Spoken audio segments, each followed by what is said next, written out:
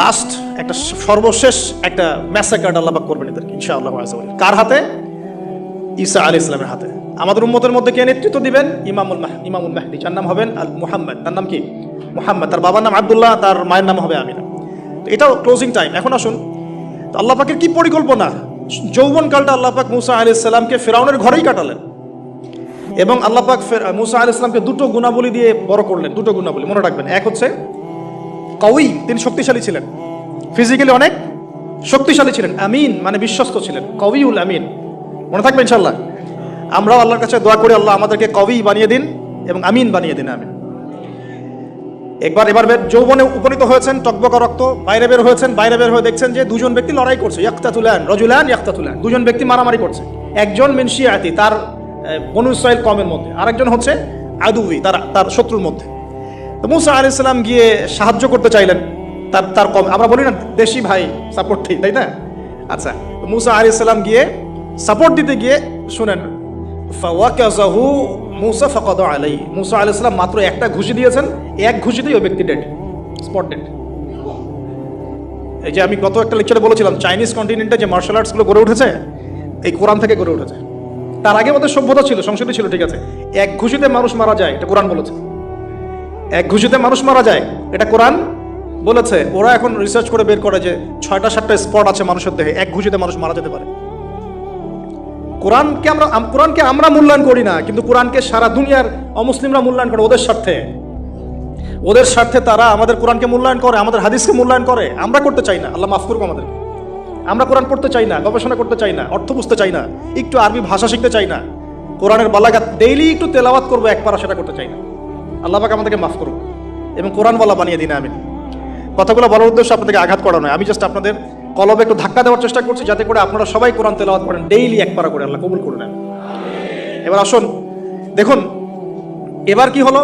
এটা ইন্টেনশনালি ছিল না, আনইনটেনশনালি মুসা আলাইহিস সালাম এখন কিন্তু মানে হত্যার অপরাধী হয়ে গেছেন, তাই না?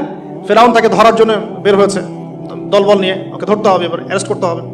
তো একজন এসে পরামর্শ দিল যে তুমি এখান থেকে চলে যাও, তুমি এই মিশর থেকে চলে যাও, বের হয়ে যাও, নাহলে ফেরাউনের বাহিনী তোমাকে পেলে ধরে ফেলবে।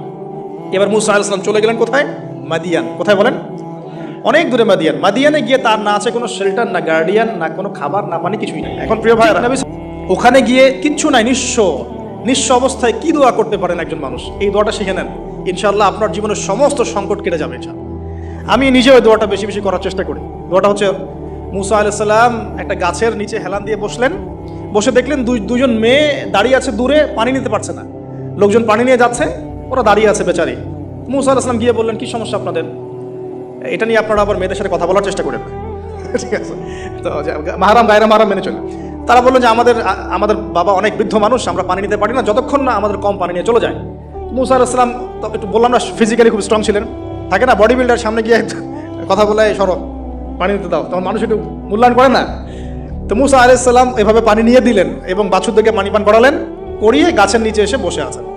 বসে বসে তিনি দোয়া করছেন, এই যে দোয়াটা তিনি দোয়া করছেন, রব্বি, একটা নেক কাজ করলেন না, মানুষের উপকার করলেন, নেক কাজ করে এসে গাছের নিচে বসে দোয়া করছেন, আল্লাহ এখানে তো আমার খাবার, পানি, বাসস্থান কিছুই নাই, আমি কি করব? রব্বি ইন্নী লিমা আনজালতা ইলাইয়া মিন খায়রিন ফাকির, রব্বি ইন্নী লিমা আনজালতা ইলাইয়া মিন খায়রিন ফাকির। আবার বলেন, রব্বি ইন্নী লিমা আনজালতা ইলাইয়া মিন খায়রিন ফাকির। অর্থ হচ্ছে, হে আল্লাহ, তুমি তোমার পক্ষ থেকে আমার উপরে যে নিয়ামতগুলো দিবে, আমি এর জন্য ফকির হয়ে বসে আছি। অর্থ বুঝে পড়বেন ভাই, নামাজ, রোজা, হজ, জাকাত যাই করেন আল্লাহর ওয়াস্তে অর্থ বুঝে পড়বেন। অর্থ বুঝে পড়লে আপনার ইবাদতের স্বাদ পাবেন, তৃপ্তি পাবেন, আল্লাহর সাথে কানেকশন হবে, আল্লাহর নূর পাবেন, মারিফত পাবেন, সত্য স্বপ্নও দেখবেন তখন ইনশাআল্লাহ। তখন শুয়ে সত্য স্বপ্ন দেখবেন ইনশাআল্লাহ। আল্লাহ পাক তৌফিক দান করুন। এবার আল্লাহ পাকের সাহায্য নেমে আসলো, ওই দুই মেয়ের মধ্যে একজন হেঁটে হেঁটে চলে আসে। এবার এই মেয়ের হাঁটা সম্পর্কেও কোরআন কথা বলেছে, সুবহানাল্লাহ। এই মেয়ে কিভাবে হেঁটে এসেছে এই হাঁটার বর্ণনাও কোরআন দিয়েছে। কোরআন বলেছে এই মেয়ে হেঁটে আসছে লাজুক পায়ে। কি পায়ে? এখন আপনি এই পুরো ওয়ার্ল্ডের মেয়েদের হাঁটা দেখেন, লজ্জা আছে? তাহলে মেয়েদের সাথে লজ্জা একটা গভীর সম্পর্ক আছে। এই মেয়ের প্রশংসা আল্লাহ পাক কোরআনে করলেন, লাজুক পায়ে, লাজুক ভঙ্গিতে, অবনত নয়নে সে হেঁটে আসলো। এখন আপনি কেলে যান, গো টু খেয়ে আপনাদের টুইন টাওয়ারে যান, দেখেন সবার হাঁটা চলা দেখেন। হায়া লজ্জার কোনো বালাই আছে এখানে? আমি গত লেকচারে বলেছিলাম যে আদম আলাইহিস সালাম এবং হাওয়া আলাইহিস সালাম, ইবলিস তাদের সাথে প্রথম যে আচরণ করেছে ওই ফল খাওয়ানোর পরে, সেটা কি তাদের গা থেকে পোশাক খুলে পড়ে গেছে। মানে নগ্ন করে দিয়েছে আমাদের পিতামাতাকে, মহাবিশ্ব নগ্ন করে দিয়েছে কে? ইবলিস। তো এখন এই পৃথিবীতে আমরা যারা নগ্নতার চর্চা করছি তার কার এজেন্ট আমরা বুঝতে বাকি আছে? আমার কথা কি বুঝতে পারছেন কিনা? এই কানেকশন মেলানোর চেষ্টা করেন, ডটসগুলো মেলানোর চেষ্টা করেন। সামনে যাই প্রিয় ভাই, এই মেয়ে এসে বলছে আমার বাবা আপনাকে ডাকেন, আমার বাবা আপনাকে ডাকছেন। তিনি গেলেন, বাবা সোহাইব আলাইহিস সালাম। তখন এক বোন ইনডাইরেক্টলি বাবাকে বোঝাচ্ছে যে বিয়ে শাদী দিলে ভালো হয়। এক বোন বলছে যে আপনি তো তাকে পুরস্কৃত করতে চাচ্ছেন, তাহলে এরকম কবিউন আমিন একজন মানুষকে সবচেয়ে ভালোভাবে পুরস্কৃত করা যায় তার যথাযোগ্য প্রতিদান দেওয়ার মধ্য দিয়ে। তো মেয়ের ইশারা বাবা বুঝেছেন, তিনি নিজের এক মেয়ের সাথে মুসা আলাইহিস সালাম বিয়ে দিলেন। সুবহানাল্লাহ।